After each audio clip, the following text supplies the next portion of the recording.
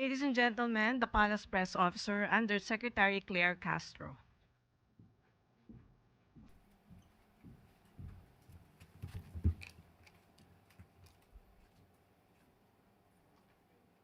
Magandang araw, Malacanang Press Corps.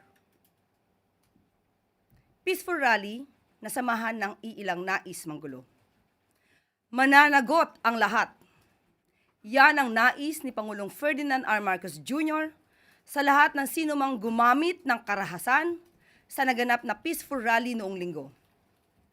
Bilang isang public servant, pinakinggan ni Pangulong Marcos Jr. ang sigaw ng taumbayan. Managot ang lahat ng sangkot. Kaisa ng taumbayan si President Marcos Jr. laban sa korupsyon. Ang Pangulo mismo ang nagpasimula upang maimbestigahan ang maanumalyang flood control projects.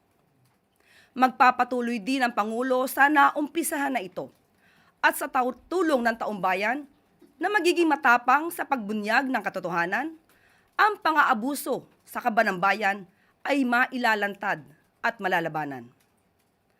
Ang Pangulong Marcos Jr. ay handang tumugon sa hiling ng taumbayan kaya't nirespeto at patuloy na nirespeto ng Pangulo ang karapatang pantao. Hindi siya naging hadlang sa malaking protesta. Naglahad ng galit ang tao laban sa korupsyon.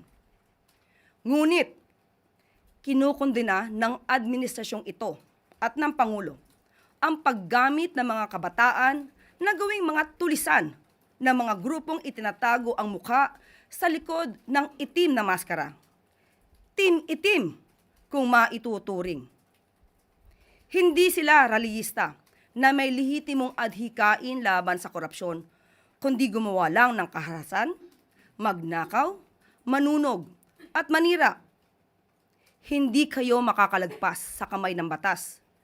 At ang mga tao sa inyong likuran na gumamit sa inyo, mga gahaman sa kapangyarihan, hindi kayo dapat paligtasin. Hustisya ang uusig sa inyo. Sa iilang gumamit ng foul language, nirerespeto ang inyong karapatang magpahayag.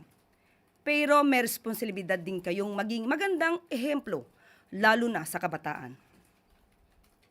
Ipinaglalaban natin ang tama. Idaan natin sa paraang tama.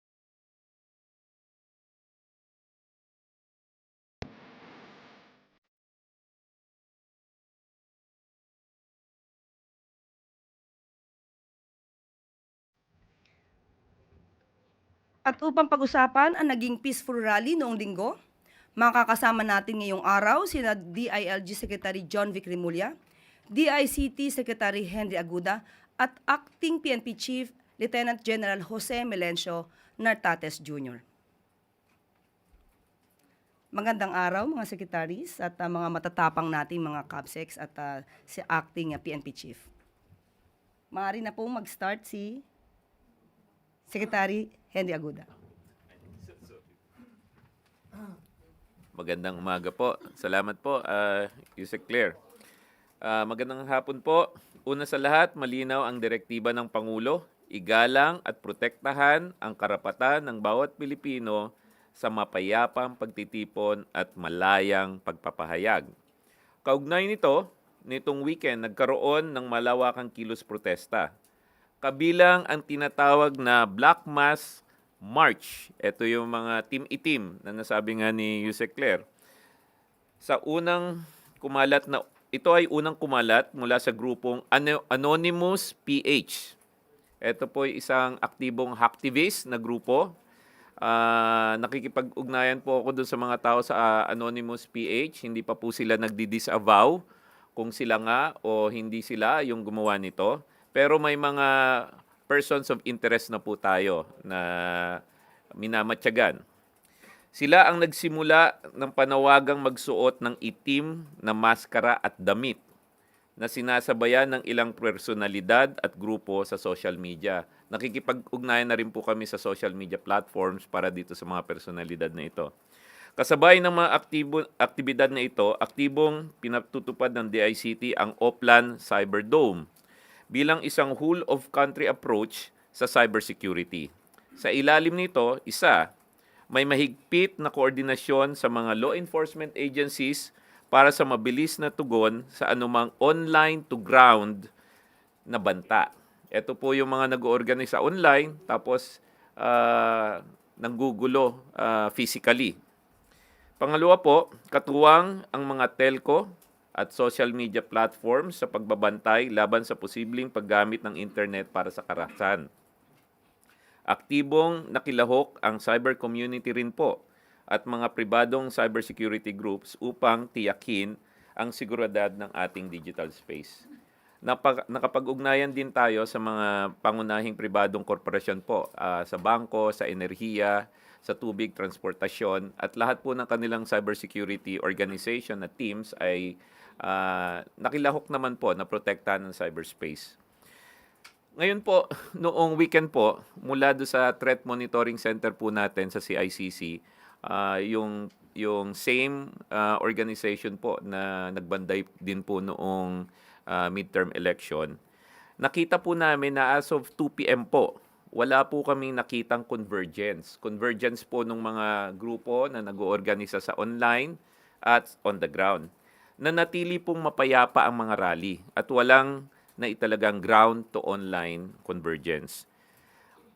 Subalit po, may naitala po kami, 19 na website ng gobyerno ang naka-experience po ng defacement. Ibig sabihin po, kinuha yung website, binago, pero mabilis naman pong nakapag-react ang mga government agencies po.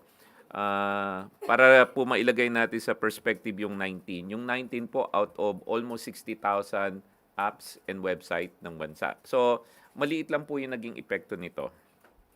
Walang naitalang matagumpay na cyber breach din po mula sa overseas o tinatawag po nating nation-state actors. Ligtas at maayos ang lahat ng critical government systems. Bagamat may ilang insidente ng karahasan sa lansangan gaya ng pagsunog ng sasakyan, paghagis ng bato, molotov, nang panatili ng pamahalaan ang kontrol sa sitwasyon sa tulong ng kapulisan at mga katuwang na ahensya. Sa kabuuan, pinatunayan ng pamahalaan na epektibo ang Oplan Cyberdome at ang matibay na kooperasyon ng DICT, law enforcement, telcos, social media platforms, cyber community at pribadong sektor. Pinakita po natin na kaya nating igalang ang malayang pagpapahayag habang sabay-sabay na pinapangalagahan ang kapayapaan upang siguradong maligtas po ang lahat. Magpatuloy po ang ating monitoring at patuloy din po ang pagbibigay namin ng update sa inyo. Maraming salamat po, Yusek Claire. Nandito po ako para sumagot ng mga tanong mamaya po. Secretary Johnny Crevilla, DILG. Secretary Mulya, sorry po. Hindi ako tumayo eh. Good morning. As of 11 a.m. yesterday, the President and I were in touch constantly every 20 minutes to assess the situation. He was in a secure facility inside the compound, monitoring every single step. At approximately 2 p.m., while I was at the command center in Camp Crame, he called me and asked me to personally assess the threat level that was going on in Ayala Bridge. The anarchist burned a container truck that was put by the PSG to block the entrance of the Ayala Bridge. Subsequently, at around 3:30, the corner of Mendiola and Legarda, I think, at 3:30, a crowd of approximately 5,000 converged at that corner. The President's directive very explicitly stated that the PNP shall act with maximum tolerance. And with maximum tolerance, they only had their riot gear and no firearms. I repeat, the approximately 4,000 policemen deployed to contain the rally had no firearms on them, except for the SWAT group that was in the vicinity. The purpose of having no firearms is because when you engage a crowd, the chances of your firearm being pulled from you and being used against you is very high. Having said that, number one, there was no discharge of weapon from any PNP official. I repeat, there was no discharge of weapon. Number two, there was no tear gas used by the PNP. All the soldiers, all the policemen behind had instructions, use maximum tolerance. So they had no tear gas and they had no firearms. Number three, only when the mob were throwing Molotov cocktails did the police push back. That crossed the line.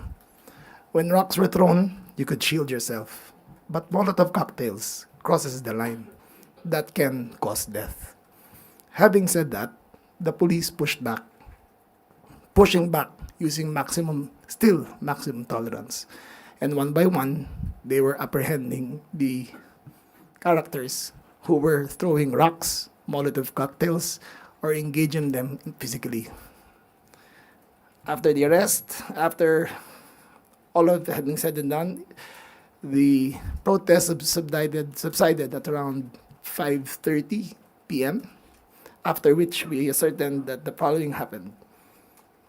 There was an arrest of, and we got this straight, 216 individuals, 216, comprising of 127 adults and 89 minors. The minors were characterized as following: 65 were children in conflict with the law, and 24 children at risk. What is the difference?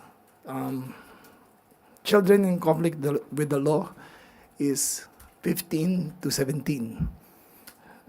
Children at risk is 14 and below. Of the 216 that were arrested, we'd also like to report that 95 PNP personnel were wounded. 95. Some of them serious, requiring medical attention.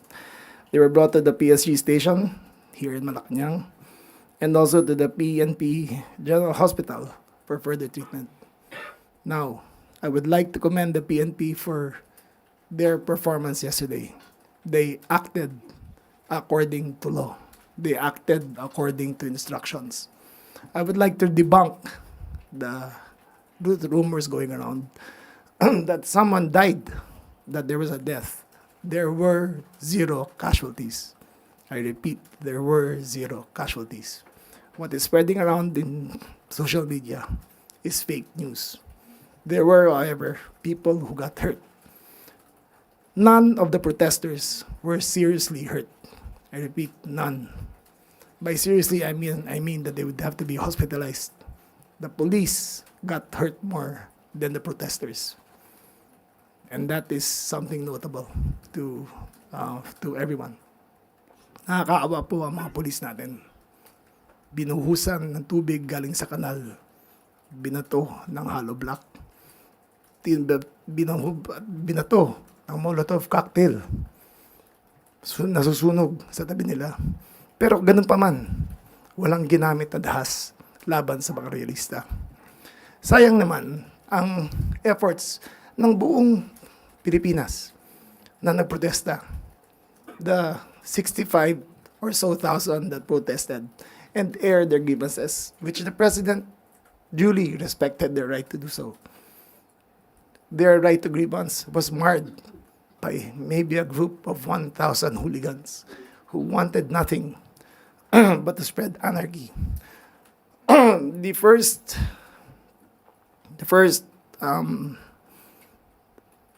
children in conflict with the law interviewed said that they had intended to burn the palace. They had intended to burn the palace. However, we could not take that with at face value because these were children in conflict with the law and we still needed the DSWD to process them. So a full report of their intent will come out in the next few days after the interrogation of all those held. The suspects are all held at the MPD station, where they are undergoing processing. The minors are with the are being interviewed by the DSWD to determine whether they will be tried as adults in the coming months. So that is my report for all of you. Thank you very much. Next, we have Acting PNP Chief Lieutenant General Jose Melencio Nartates Jr.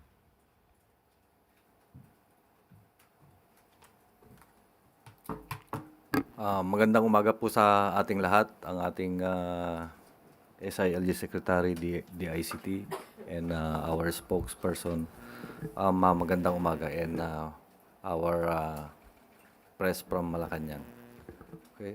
Sinabi na po ng ating butihing SILG John B. Cremulya ang pangyayari. Isa lang po ang masasabi ng Philippine National Police. Ang Philippine National Police ay naghanda sa ganitong aktibidades na idinaos coinciding with the 53rd anniversary of the declaration of martial law. And with that preparation, we have utilized about 50,000 nationwide na kapulisan. Those half of it or half of those police were in Metro Manila, and not only the personnel were used, but the different resources of the Philippine National Police, the logistics and the finances that we need to secure this activity, particularly the protest rally of individuals and group. As a whole, it turned generally peaceful, attended by about 84,000 nationwide po yun na mga protesters, divided into several groups. In Metro Manila, there are 16 areas, and in totality, 130 plus areas po yun. And so, those are the deployment and utilized resources of the Philippine National Police. And of course, we were supported by the different local government units. Napaka-importante po yan because of the equipment that needed, especially in responses that be needed, and especially in the contingencies na ginawa ng ating mga kapulisan, lalong-lalo na po ang ating National Capital Region and the 5 districts in Metro Manila. And with that, it is very unfortunate na meron nagkaroon po ng mga isolated incidents. That is particularly in Ayala Bridge and another 2 incident in Mindiola. That is when the group of protesters in Luneta ay pupunta po, supposed to be papuntang EDSA Shrine, where a group of marami po doon na rallyista, but they were stopped, of course, here in Malacanang area, particularly passing through Ayala Bridge, and more particularly 2 incidents in Mindiola. In-ensure po natin ang deployment dito, lalong-lalo na this is the seat of power.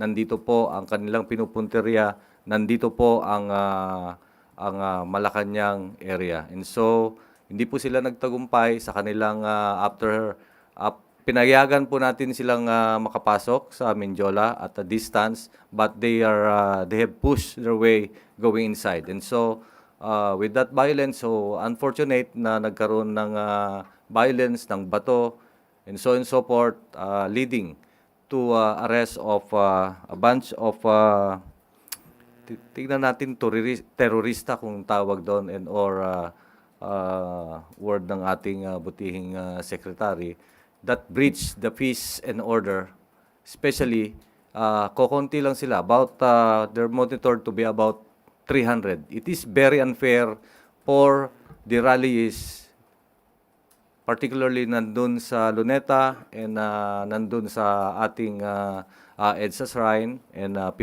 Power Monument na napakatahimik po at nagpapasalamat kami sa kanila in the cooperation and cleansing the ranks. The investigation will be a continuing one such that we will for sure the tracks of these 200 or 300, including the arrested personalities, whether they are minors and or of legal age, mapapailan po natin ng kaso. Certainly, they have left tracks. Sinabi na po ng ating DICT and working with the DICT at merong kapasidad din po ang Philippine National Police, certainly they have left tracks from the moment that they have committed this act during the actual rally up to the time that they were recruited for whatever purposes. Magandang umaga po. Mali na po tumanggap ng tanong. Maricel Halili, TV5.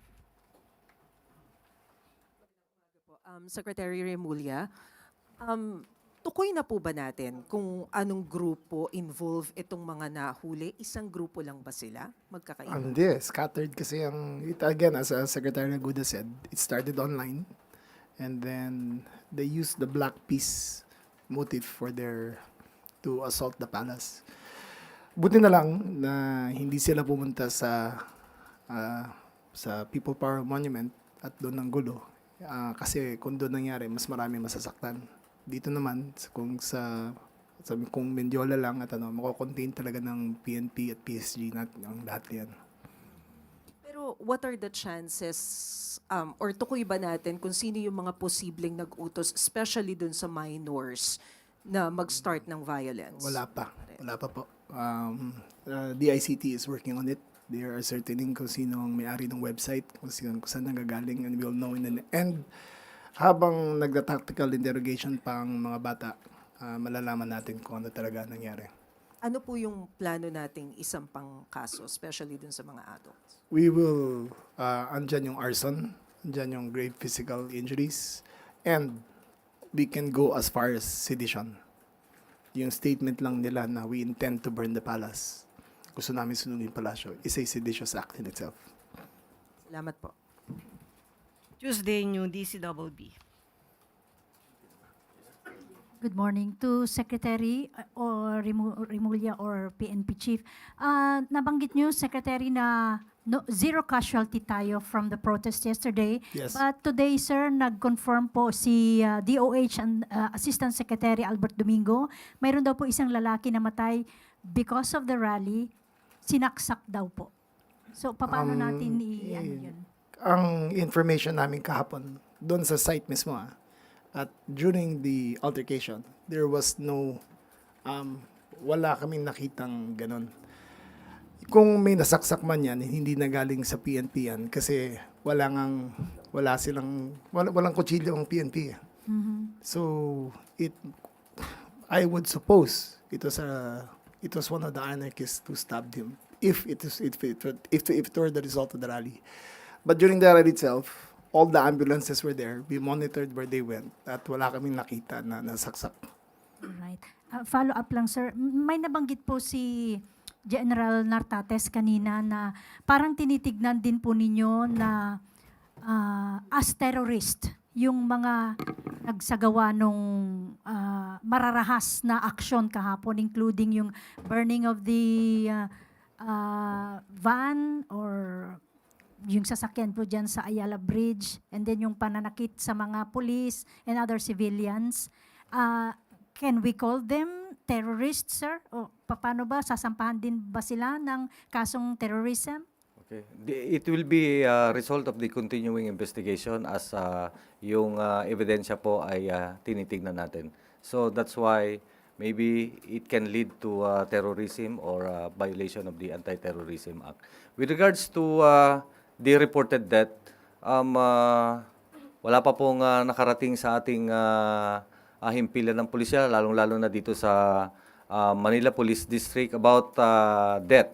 If this was reported to have a stab wounds, then our police will investigate that for sure. What's so important is as of now, we don't have report of death through gunshot wounds. Kasi yun ang importante, yung gunshot wounds. And the reported casualty and or the reported mga nasaktan yesterday, up to last night, tubo na mahaba na medyo sharpen dun sa dulo. So that caused these lacerated wounds. And a lot of contusions from among the not less than 70 police. Thank you, sir.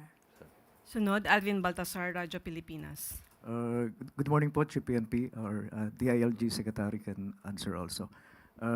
Secretary General Nartates, even before na nangyari ito, yung kahapon, meron na ba tayong intel report na natatanggap na may ganitong mangyayari? And nakuha ba sa intel report na may plano talaga lusubin ng Malacanang? Yes, we had in the intel report, and that's why an additional phalanx of security was introduced into the roads leading to Malacanang. We knew that they would try, they would attempt. We knew that we had the suspicion that they would use violence. Pero ang directive talaga ng ating Pangulo is use maximum tolerance. We will not allow anarchy to prevail over the government. So, ginawa namin ang lahat at nagtagumpay naman yung plano namin. Secretary, follow-up lang dun sa sinabi niyo kanina dun sa mga naaresto. Can you give us a profile ng mga naaresto? Taga saan ba sila? At ito ba ay hinakot? We'll know more after they are processed kasi isa-isa kinakausap yan. But most are from Manila. May malapit lang na lugar. Naglalakad lang sila eh. Nakikita namin naglalakad lang. Papasok-pasok. So most are from Manila. Secretary, isa na lang. Sa isang interview, sinabi ni Manila Mayor Isko Moreno na yung gulong nangyari kahapon, ang nasa likod, isang dating politiko at saka isang abogado. Without naming names, yan din ba lumalabas sa intel report? Hindi pa namin pinag-aaralan. Iba yung nakikita namin sa specs. Pero iba rin ang sources ni Mayor Isko eh. So we will verify his allegations. Salamat po, Secretary. Sunod, Clisel Pardilla, PTV4. Good morning po, Secretary. Secretary, you've mentioned earlier na posibleng may nag-utos. Does it mean that some of them were paid? We are studying the matter. Sa ngayon, wala kami nakitang pera na malaki naman na hawak nila. Na habang ando doon, wala kami nakitang distribution. But nothing is ruled out. Na according to the chatter na nakikita namin, pinag-aaralan pa namin. Pero mayroon kaming isang narinig na rally doon sa Bonifacio Monument, sa Liwasang Bonifacio, na sinabi nung na may hawak na mic, sandali na lang, pupunta na tayo ng Mendiola, dalahin nyo na ng mga lighter nyo. So, that was a confirmation na they had intent to burn the palace. Kay Secretary Aguda, sir, ano-ano pong mga major websites ng government yung nahack? At can you confirm na wala naman pong personal information ng ating mga kababayan yung nakuha? Thank you. So of the 19 na nabanggit ko na deface, karamihan yun LGUs. 4 yung NGAs or National Government Agencies. Yung mga na-compromise naman sa kanila, like training modules, complaint platform, etc. So, and all of them naayos kaagad. Kasi prior to this weekend, we already have a list of government agencies na nasa target list nila. So yung 4 na yon, inconsequential yung nangyari sa kanila. The other attacks na ginagawa nila is DDoS. They're trying to overwhelm some of the websites. And so far naman, madali namang naayos. To date, wala pa kaming verified report of exfiltration. So wala pang personal information na nawala. And siguro idadagdag ko na rin doon sa sinabi ni Chief kanina on the terrorism side. Yung pong, kung mapatunayan po na terrorist yung crime, na terrorism yung crime na nagawa, yung pong nasa mga online, yung mga nag-organisa po sa online, gumamit ng digital platform, to result into violence, kasama po sila. Hindi ko mawala sila physically doon, hindi sila damay. So damay sila kasi nagsimula po yan, nag-organize sila online. Salamat. Sunod po, Christian Yosores, DZMM. Good morning po. Pwede po si DILG or sa PNP Chief, sir. Are we expecting po ba na may karagdagang mga police sa mga kalsada natin in the coming days or weeks following the incident kahapon? Kasi po baka may mga, ang pangamba po ng ilan, baka po maulit-ulit yung nangyari kahapon. May mga mambulaga po ulit na sumugod dito po sa vicinity or compound po ng Malacanang. Okay. The presence of police officers on the street is a continuing one. Lalong-lalo na, we deploy police officers according to pangangailangan. So, for example, here in Metro Manila, we heightened our alertness and we increase visibility, especially on threats like, for example, in a vital installation. Number one is Malacanang, and so we will increase the number of public safety forces here, especially the police. Sam Mendinilla, Business Mirror.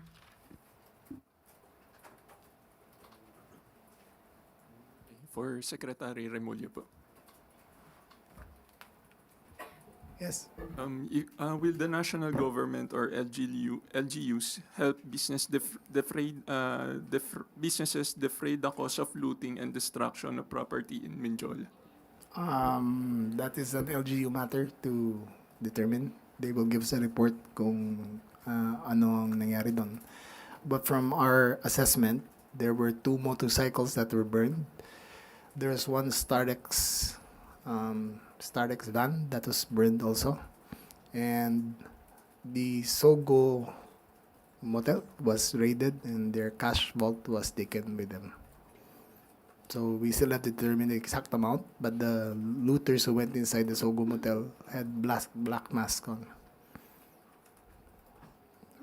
Follow-up. Okay. Bali, hindi po siya magiging under sa DILG. Not yet. City of Manila. City of Manila ang magre-report sa amin yan. Tapos we will see what we can do after. Thank you po. Sunod, Ann Soberano, Bombo Radyo. Sec, tanong ko lang, it's either si PNP or ikaw, Sec. May natanggap po bang intelligence report ang DILG or ang PNP na may mga terror group ang gustong manabotahe sa rally po kahapon? Yes, that's why all contingencies were considered. Our biggest fear that did not happen was someone would incite violence during the People Power Monument rally, because the intent of the people there were peaceful. The intent of the people there were to air their grievances. The president encouraged them to go and heeded their message. He is listening to them. Alam niya naman, nakikinig naman siya at alam niya na papunta ron.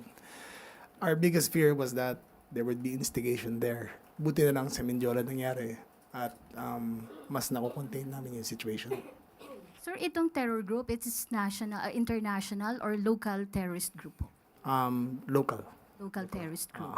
Okay. Sir, isa pa, kamusta po yung status? Ano po yung status ng alert level dito po sa Malacanang? Malacanang always maintains one threat level. It is never downgraded. As long as the president, being the seat of power of the country, the threat level is just one. It is always high. Okay. Last na lang, sir. Itong local terrorist group po ba, sir, is Abu Sayyaf or mga Maote terror group? Possible po ba silang may kinalaman dito? At ano po ba yung nila, yung strength po nila ngayon na para makapaghikayat po ng ng ganitong kaguluhan? The threat of the terrorists was more of a bomb that would go off in Luneta or in the Luneta or in the People Power Monument. But with the vigilance of our PNP to look at the situation, because we had 400 policemen on the ground dressed as plainclothes to see what was going on and to assess, and the vigilance paid off and none of it transpired. Safe to say, we are still investigating according to our intelligence reports, and we will come out with a report pretty soon. Thank you, Sec. Sunod, Chloe Hofana, Business World. Good morning po kay PNP Chief po. Sir, a quick question lang po. Does the PNP think po na these violent protests will spread pa po, or this is just going to be a one-time event? Okay, katulad ng sinabi, if there were intelligence report about terrorism or act of terrorism, here in Malacanang area specifically, sagutin ko uli kanina, this is the seat of power, whether there is no threat or there is threat, these premises, this vital installation is given the highest security. Okay? So, nandito po ang PNP, nandyan po ang Armed Forces of the Philippines, lalong-lalo na yung Presidential Security Command. And so, about the threat, continuously ina-assess po natin yan. We have different threat group. We have the Communist Terrorist Group. We have the Local Terrorist Group. We have, lalo na kung may spillover from Mindanao going here, especially we have elections in Mindanao. We have the Islamic Terrorist Group. We have the BIAFF, the DI Hassan, DI Maute, and other threats like, for example, our situation in the West Philippine Sea. So pinag-aaralan po natin lahat yan such that there are several contingencies that we have done. Before the conduct of these protest rallies, we have already have made our surveys. We have engaged the community around Metro Manila kung saan sila kumukuha ng mga rallyista, ay ini-engage po natin yan. And we have conducted several police operations to enable to deny yung maging presence ng firearms, at the same time explosive materials. If you're going to look at the number one is yung LRT natin, marami pong nakadeploy na mga police doon. Especially, we have coordinated with the DOTR such that merong mga X-ray machines doon at nagagamit. And other police operations that we have done. Thank you, sir. Kay Secretary Aguda po, sir. Sir, pasensya na po, lilihis po ako sa topic ng rally. Sir, about konektadong Pinoy po sana, sir. Yes. Sir, kailan po natin i-expect ang IRR, and ano po yung mga sinasabi ng mga telco companies natin na gusto nila makita sa IRR? Dun sa IRR, ang schedule natin for Konektadong Pinoy is first week of October. We've had several consultation meetings with them already. And yung mga telcos naman, ang gusto lang nila is a fair participation in the crafting of the IRR. And isa dun sa napag-usapan dun sa IRR is how do we increase our ability in the telco space to reduce harmful effects of the internet. Isa na po itong nakita natin over the weekend. Nagsimula po ito dun sa Black Mask. Nag-organize sila online and unfortunately it translated into violence in the street, di ba? Kung hindi po naagapang ng DILG at ng PNP, hindi po sana magiging kasing peaceful yung nangyari this weekend. So, ganun po. Doon sa Konektadong Pinoy, ulitin ko po, kasama dyan yung how do we create a better governance around the internet so that we can minimize the ill effects. Kasama na po dyan yung prescribing violence over the internet. So, first week of October, tuloy-tuloy naman po, yung mga telco naman po yung nakikikooperate. Thank you, sir. Follow up na lang po. May mga foreign telco companies na po ba nag-express na gusto nila pumasok sa Philippine market? Meron. Siguro may 3 malaki. Hindi ko na pangangalanan dahil ayaw nating alam mo, pangunahan sila. Pero marami ring local. Ang kagandahan po niyan, anywhere from an LGU who wants to serve their locality better to private companies that are in the Philippines already. Marami po. All of them are coming together to participate in Konektadong Pinoy para naman maabot yung gusto ng presidente natin na connectivity everywhere in the Philippines and affordable connectivity to all Filipinos. May range po kaya tayo, sir, kung ilan? Ang mag-a-apply, yung gusto, siguro more than a dozen na yung nag-express. And since wala pa yung IRR, we expect that to increase further pag lumabas na yung IRR. Thank you, sir. Thank you. Sunod, Net 25, Eden Santos. Good afternoon po kay PNP Chief po at kay DILG Secretary. Sir, PNP Chief, opo. Sir, kahapon po yung naging marahas na rally ng mga kabataan sa bahagi ng Ayala Bridge at sa Mendiola. Nagulat po ba yung ating mga pulis dito dun sa kanilang biglang pagsugod? And note din po sa Mendiola. Of course, nagulat tayo. But we are expecting that to happen. Especially, we have made our contingencies kasi may mga contingencies yan. How if, kung may nangyari na ganito, how if, kung may nangyari ito. That's why, meron tayong PNP personnel deployed at that area. In fact, mayroong mga barricades, etc. At may mga contingencies na gagawin. So, when that thing happen, meron tayong aresto. So marami po kasi mga nasugatang pulis ano po. Kay DILG Secretary, sa laki po nung Intel Fund ng Office of the President, hindi po ba natin agad natukoy kung sino yung mga grupo sa likod nitong marahas na rally sa Ayala Bridge at sa Mendiola po? Ito yung mga galing sa Luneta, kasama po sila sa mga nagrally doon. Actually, alam na namin kung anong grupong yan. Pero hindi pa namin pwedeng sabihin kasi yung actual participants, kinoconnect pa namin sa kanila. So, you give us a few days at we will confirm after all the interviews and the interrogations are done. So may political group po ba dito sa mga nasa likod ng mga magulong karas o marahas na rally na ito po kahapon? We will confirm after all the interviews are done. Sa tingin niyo po ba yung mga nagrally, yung mga kabataan, may kasama pang mga menor de edad, are capable to burn the Malacanang using the lighter na sabi niyo po kanina, nabanggit niyo, nagdala sila ng lighter? Well, the capacity to burn the palace is very difficult. But the intent was there.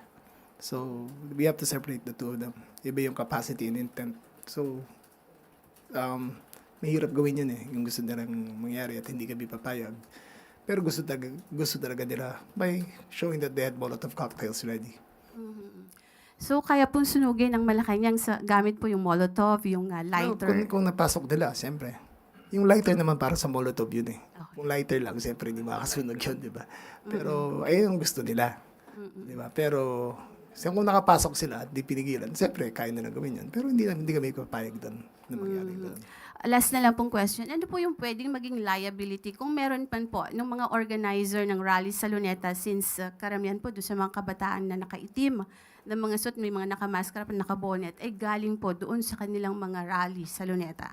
We will label them as terrorists. And as far as sedition, pwede namin in-charge sa kanila if we prove it already. Ito mo mga Makabayan Black, ganun po ba yung mga militanteng grupo? You wait for it till we confirm. And the DOJ has standards of reasonable certainty for conviction before we file the case. So, i-develop yung case para sa kanila. Last na lang po, doon po sa Liwasang Bonifacio, mga nagrally din po doon. May pumunta rin po ba dito sa Mendiola at Ayala Bridge? Around 300 of them pumunta dito. Thank you po. Sunod, Katrina Domingo, ABS-CBN. Hi, sir. Good morning. For Secretary Aguda, sir, can we name the 14 websites that were defaced? No, 19 Sorry, yun. I stand corrected. Thank you, 19. Sige. Yung 19 doon, 4 doon is national government agencies. Yung the rest, mga LGUs. Sige, yung 14, yung PRISM, yung isang educational platform ni ARTA, but that's been fixed. I think one of them is BOC, pero sandali lang yun eh. Hindi nyo halos naramdaman eh. The other one is... there was one sa DICT pero mabilis din na naayos, hindi nyo rin halos naramdaman. The fourth one is DepDev. It's informational lang siya. Tapos naglagay lang sila ng logo nila. Tapos again, kaya nga hindi nyo halos naramdaman eh. Yun lang yun. And there were in the list of agencies na we've been monitoring already. Sir, what is the common denominator among the agencies that were included in their initial target list that you got in advance? So, ang common denominator is the actor called Anonymous PH. So, doon namin na track down. And the chatter in the cybersecurity community is pointing to them. Although I've reached out to them, sabi nila hindi daw sila. So sabi ko, di disavow nyo. Well, there's a person of interest right now that we're pursuing. We're coordinating with the law enforcement. And yun na lang, in the next coming days or weeks siguro, we'll give you an update. So yun yung common dun sa mga yun. Sir, but as for the intent, what is the common among these websites? Bakit sila po yung napili na 19 among the many government agency websites? Kasi yung all the other government websites started reinforcing their cybersecurity platform. Hindi mo kasi masabi kung may na-implant na sa loob yan before eh. I think what they tried to do is kung sino lang yung mapasok nila, yun na yung pinasok nila. There's no common intent. There's also breaches na nangyari over the weekend. No, not breaches, attempts to breach. 1.4 million yung nakita namin na attempts. Ang dami niyan. And kung makikita nyo, 4 lang yung nakalusot. So, kudos to the people of the CICC from the ICT, tsaka yung cyber bureau natin, at tsaka yung NCERT, and together with the law enforcer. So, they started working as early as last week pa to secure all of this. Sir, may na-trace na rin po ba kayo kung saan nanggaling yung disinformation campaign surrounding the rallies yesterday, especially dun sa Recto and Mendiola? Yeah. So, again, Anonymous PH. Pero yan kasi isang community ng hacktivists yan eh. So, it's a collective. So, kami naman, ayaw naming pangunahan kung sino yung individual na yon kasi we need to verify. But it's not one person, it's a group, it's a collective. And matagal ng ano naman yan eh, gumagalaw sa Pilipinas yung mga yan. Tapos, may mga from the outside pero hindi naman nakapasok. Nag-attempt lang po pero hindi naman nakapasok sa Pilipinas. That's why no successful breach can be traced to a nation actor or an overseas entity. Sir, last from my end, can you give us a brief profile, even in broad strokes, nung person of interest nyo na tinitingnan? Well, he's in country. Yun lang siguro. And I think I will defer giving additional information para hindi naman masayang yung investigation process. Sir, clarify lang namin, lalaki po? He's in She. country. He, she. Gentle reminder, 1 question, 1 follow-up so the others can also ask questions. Next po, Eileen Taliping Abante. Okay.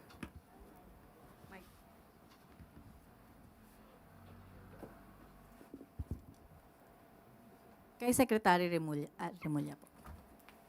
Sir, ano ang liability nung nagsalita sa SSRI na magdala ng lighter doon sa nangyari kahapon? Liwasang Bonifacio. Sa Liwasang Bonifacio. It can go from arson to sedition. So we are studying the matter.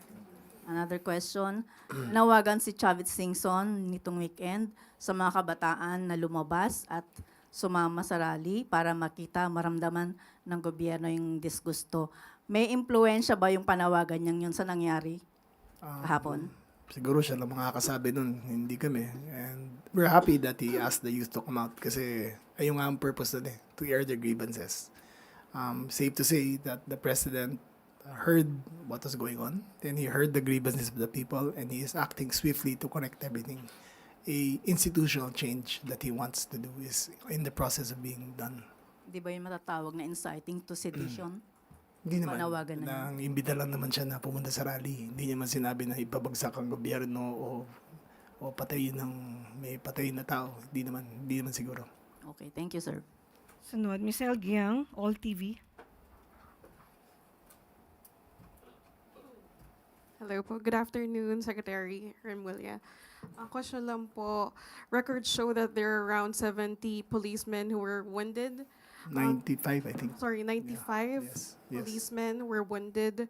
Given this fact, Secretary, can we still say that the September 21 protest was generally peaceful? Yes, because none of the legitimate protesters were hurt in the sites all around the country. It is only a few who tried to incite violence near the palace that were arrested. So, the protest was not limited to EDSA Shrine and Luneta and the People Power Monument. All around the country, there were separate venues, and all of them were very peaceful. One more question, Secretary. Ang nangyari po kahapon ay protesta laban sa korupsyon dahil sa flood control projects. Pero naging marahas po yung mga nagprotesta sa Ayala, sa Menjola, sa Recto. Sa tingin niyo po, Secretary, bakit ang pagsunog sa palasyo yung naging motibo nung mga naging marahas kahapon? Well, obviously, they had different intentions. They did not intend to peacefully air their grievances as is allowed by law. But what their intentions were, we will determine in the next few days. I mean, how they assembled, who assembled them, or how the process went, we will determine in the next few days. Sir, sorry, pahabol na lang. Yung 300 people na sinabi nyo kanina, na-establish ba natin na iisang grupo sila galing? Hindi naman. So we're still determining until now. So hindi po isang grupo. We will determine in the next few days. Alright, thank you po. We will take last two questions, one from Ivan Mayrina and then Clisel Pardilla. For Secretary Aguda, sir. Nabanggit niyo ho itong Anonymous PH at yung sila rin ba yung nasa likod ng Black Mass Movement? Tama ho ba? Yun yung intel namin. It's pointing towards At hindi naman ho sila new player. What can you tell us about their associations? Meron ho ba sila pinupush na advocacy, ideology, perhaps sinusuportahang political personality? Yung mga hacktivists naman, usually sinasakyan nila yung cause, 'di ba? Usually they express their protest in the cyberspace. So dati may makikita kayo mga website defacement, pag-hack ng mga government website, na-trace sa kanila. Ito yung first incident na nakita namin na nag-organize sila sa web, tapos na-translate into violence. Kaya nga yung word na terrorism is aptly associated with them. Para lang mabigyan kayo ng konteksto, last week pa po, through working with the telco and the social media platform, sila CICC po, trinatrack na yung Black Mask na movement. Naglalagay po sila nung how to create a Molotov dun sa web. Hindi nyo lang masyado nakikita dahil I'd like to acknowledge po yung mga social media platform, they proactively take it down. Siguro, yung nakikita nyo na lang ngayon sa web is about 3% of all the toxic and violent posting nila. Marami po yon.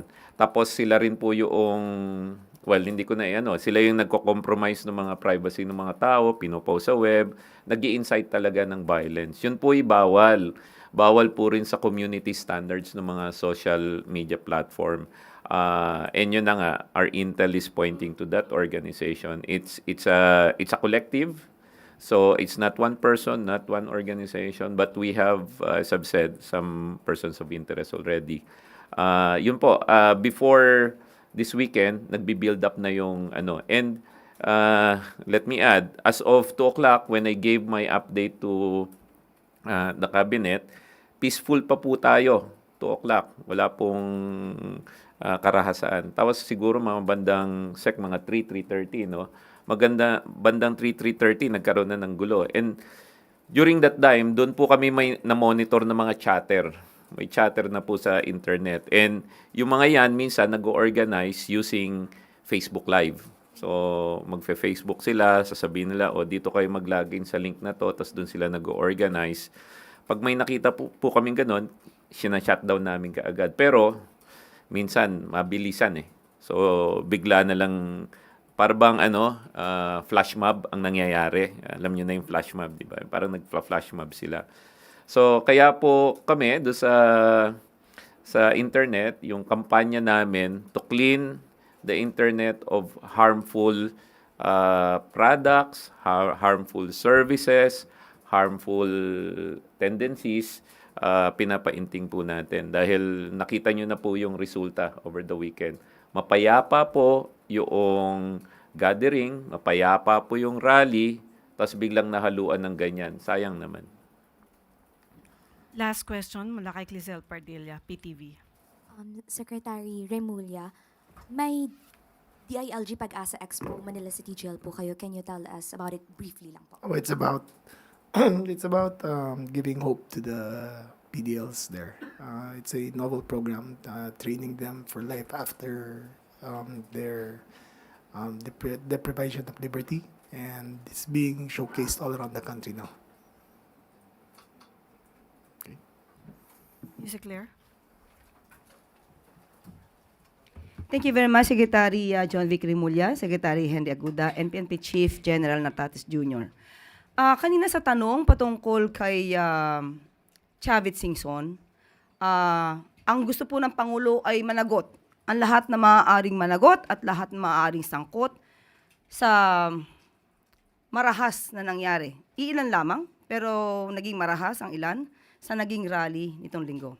So tayo na po ang makikiusap sa pamunuan po, especially kay Secretary John Vic Remulla, kay Acting PNP Chief General Natatis Jr., and of course sa DOJ, na busisiin mismo ang mga sinabi ni Mr. Chavit Singson.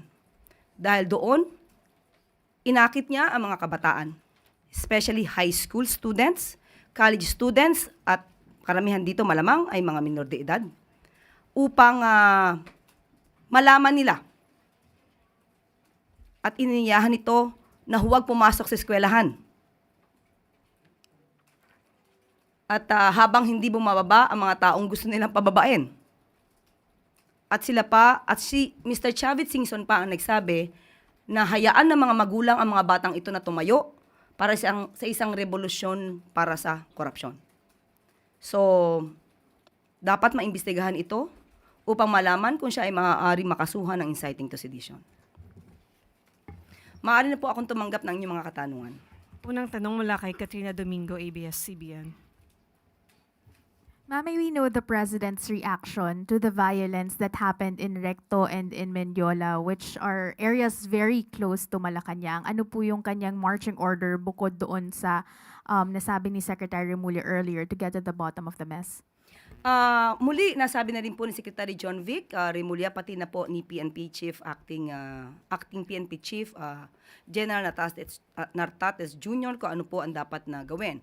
Maaring hindi ito mangyayari isang beses, pero mas gugustuhin natin na hindi na muling mangyari. Pero handa po ang kapulisan at ang administrasyon sa mga ganitong pangyayari. So, wag na po sila ulit magtangka. Ma'am, just a follow-up question. Maliwanag po yung naging panawagan dun sa mga legitimate rallies. They want accountability. They want politicians, all corrupt actors to be jailed. What policies are being drafted or put in place to make sure that the President heeds the call of the public to have concrete measures against corrupt actors? Binuo po ang ICI para siyang gumawa ng mas malalimang investigasyon. Hindi po makikialam ang Pangulo sa maaaring mangyari o maaaring gawin at maaaring maimbestigahan ng ICI members. Kung meron pong kasama mga politiko rito, dapat pong sampahan ng kaso. Sino man ang maaaring sangkot dito, lahat ng sangkot dapat masampahan ng kaso at dapat na managot.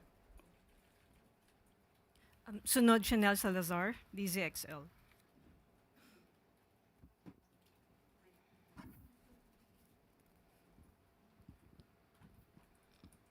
Good afternoon po, Yusek. May ilang magulang po na nasa harap ng Manila Police District na nagsasabi na yung mga nahuli daw po na anak nila ay hindi po kasama sa gulo at nadamay lang po kaya po naaresto. Ano po ang reaksyon ng Malacanang dito at plano po bang papanagutin ng pamahalaan itong mga magulang if ever mapatunayan po na sangkot yung kanilang mga anak na minors doon sa nangyaring gulo? Unang-una po, iniimbestigahan pa po ito. Pangalawa, sila yung magulang, dapat alam nila kung nasaan yung kanilang anak. Dapat alam nila kung anong ginagawa ng mga anak nila during the time na nagkakaroon ng rally. At itong mga marahas na pangyayari sa Ayala at saka si Mendiola. Ayala Bridge at Mendiola. At kung mapapatunayan na may pananagutan ang mga minor de edad na ito, definitely dapat kasama po ang DSWD at mga social worker para malaman po ang maaaring nangyari at ang maaaring kinakasangkutan ng mga kabataang ito.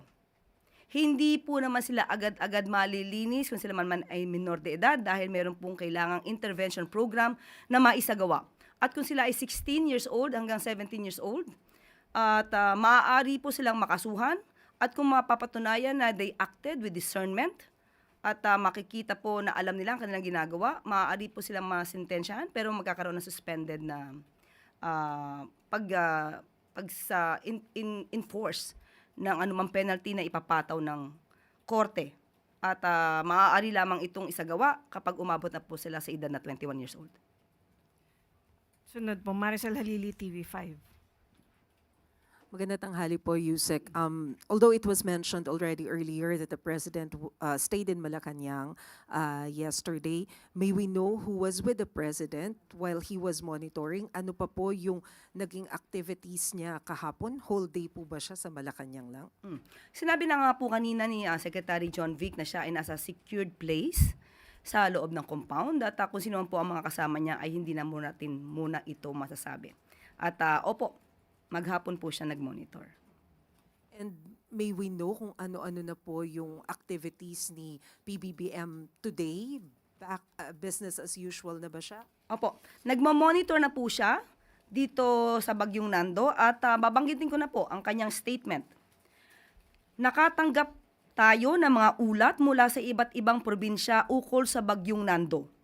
Malalakas ang hangin na nararanasan ngunit sa ngayon ay hindi pa malakas ang ulan. May mga isinasagawang preemptive evacuation at tinutugunan agad natin ang pangangailangan ng mga nasa evacuation centers. Mahigpit nating minomonitor ang sitwasyon at nakaalerto ang lahat ng ahensya ng pamahalaan upang makapagbigay ng tulong saan man at kailanman kinakailanganin or kakailanganin. Yan po ang mensahe ng ating Pangulo. Sorry, ma'am, last na lang. Does the President plan to visit NDRRMC or meron ba siyang mga private meetings today? Ngayon, ang sa ating pagkakaalam ay dadalaw po siya sa NDRRMC at abangan na lamang po natin. Salamat po. Sunod, Chloe Hafana. Good afternoon po, Yusek. With public unrest rising, what is the plan to protect domestic and foreign investment from reputational risk? And what assurances can the palace give to investors that corruption risks are being addressed effectively, especially after the President's pronouncement po during his SONA that foreign investors should go to the Philippines? But anyway, we all know that investors want to invest in countries whose leaders fight corruption, whose leaders are willing to put in jail people who are corrupt. And that is what the President is doing right now. Siya lamang po ang presidente na nagpapaimbestiga ng malawakang anomalya, especially itong flood control projects, kahit sa panahon ng kanyang administrasyon. Wala sino man sa ngayon na nalalaman tayo na pinaimbestigahan niya ang sariling administrasyon. Lahat halos ay nagmamalinis. Pero ang Pangulo ay matapang na lumabas upang ipaalam sa tao ang maaaring pang-aabuso sa kaban ng bayan. So sa tingin natin, with that, we believe na lahat ng investors masahangaan ng Pangulo dahil lumalaban sa korupsyon. Thank you, ma'am. Sunod, Christian Yasores, DZMM. Magandang hapon po, Yusek. You mentioned kanina na open kayo dun sa possibility na baka maulit-ulit yung mga protesta kahapon. Ano po ang marching order ng Pangulo sa mga law enforcement agencies kung sakaling mag-spill over in the coming days or weeks yung mga ganong type po ng protesta na nangyari kahapon? Gayon pa rin po. Handa pa rin po ang ating kapulisan, handa po ang administrasyon sa mga ganyang klaseng laban, at hindi po patitinag ang ating Pangulo sa mga ganyang threats. Sunod, Ivan Mayrina, GMA News. Yusek, lilihis lamang po ako ng konti. The PCIJ came out with a report that shows the President got millions in campaign contributions in 2022 from contractors while they had ongoing contracts with the government. And these contractors eventually got significant rise in public works contracts awarded to them in the last 3 years. How does the palace respond to this, especially since this is in violation of the Omnibus Election Code? Let the COMELEC do its job. Investigate. And if the evidence points to the president, sinasabi ho niya, there should be no sacred cows in this investigation, even if it eventually leads to him? The president is willing to be investigated. Thank you. Ivy Reyes, Bilyonaryo. Yusek, sinabi niyo po sa interview niyo kahapon na kahit matamaan yung administrasyon ni President, he opened this probe in the spirit of accountability. So is he willing to submit himself to the ICI? Should he be probed for the 20 million he got from the contractor na donor po niya? Opo, matapang po ang Pangulo at alam po niya ang kanyang ginagawa at kung ano man ang maaari maimbestigahan dito, hindi rin po niya i-excuse ang sarili niya. Sunod mula kay Evelyn Quiroz, Pilipino ngayon. Good morning, Yusek. Sa mga investigasyon po sa Senado at sa House of Representatives, parang lumilitaw po na si Congressman Saldico po ang parang contact point sa investigasyon na ito. May impormasyon po ba ang palasyo kung nasaan po siya ngayon? Si Mr. Saldico, si Representative Opo. Saldico. Sa ating pagkakaalam, wala po sa ngayon. Tatanungin natin ang Pangulo kung may alam siya. Pero sa ngayon, wala po tayong nalalaman na anumang impormasyon patungkol siya. Kung sakali po ba ay pwede po bang willing ang Pangulo na parang mag-reach out naman po kay dating Speaker Martin Romualdez na siya pong Speaker nung panahon niya na pabalikin na po sa bansa para magkaroon po ng linaw ang mga investigasyong ito? Sa ating pagkakaalam, meron na pong binigay na order si Speaker D, House Speaker D, na siya kailangan nang bumalik in 10 days. So, nandun na po yung utos. Hindi na po kinakailangan ng Pangulo ang mag-utos dito. Si Congressman Saldico naman ay under po kay House Speaker. At kung hindi po siya tumalima sa 10 days, sa tingin niyo po ba may criminal liability po ba ito? Anong liability po ni Congressman Saldico? Thank you Kung po. criminal liability sa hindi niya pagbalik, wala naman po tayo nakikita mag-aaring criminal liability. Pero baka maaari niya pong sapitin ang nangyari kay Congressman Teves. Kung yun po ang magiging aksyon ng House of Representatives. Sunod mula kay Michelle Gilang, All TV. Good afternoon po, Yusek. Naipahayag po ng Pangulo na kaisa niya ang mga Pilipinong nagprotesta laban sa katiwalian at korupsyon kahapon. Sa tingin po ng palasyo, ano po kaya yung dahilan bakit may grupo pa rin na ginustong may intention na sunugin ng Malacanang? Merong gustong kumuha ng power. Yun lang. At gustong sirain ang magandang nagagawa ng Pangulo at sirain ang Pangulo sa mata ng ibang tao. Okay. Thank you. Yusek Claire. Okay, salamat. Full government mobilization sa mga lugar na apektado ng bagyo, ipinag-utos ni Pangulong Marcos Jr. Sa kabila ng ingay, tahimik na nagtatrabaho si Pangulong Ferdinand R. Marcos Jr. upang masiguro ang kaligtasan ng mga residenteng na apektuhan ng Super Typhoon Nando. Ipinag-utos ni Pangulong Marcos Jr. sa Office of the Civil Defense or OCD na immobilize ang lahat ng national government agencies upang tulungan ang mga local government units na paghandaan ang Super Typhoon Nando. Sa ulat ng OCD, naka-full alert at handang rumisponde ang local at national government officials sa banta ng sama ng panahon.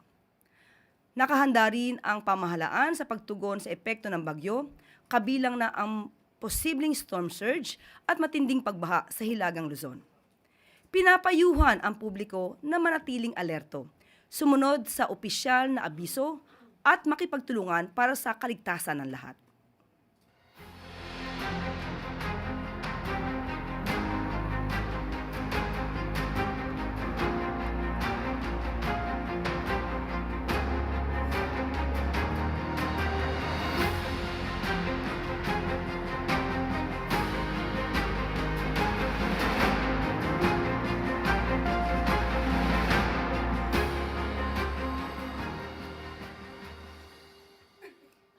At dito na po nagtatapos ang ating press briefing.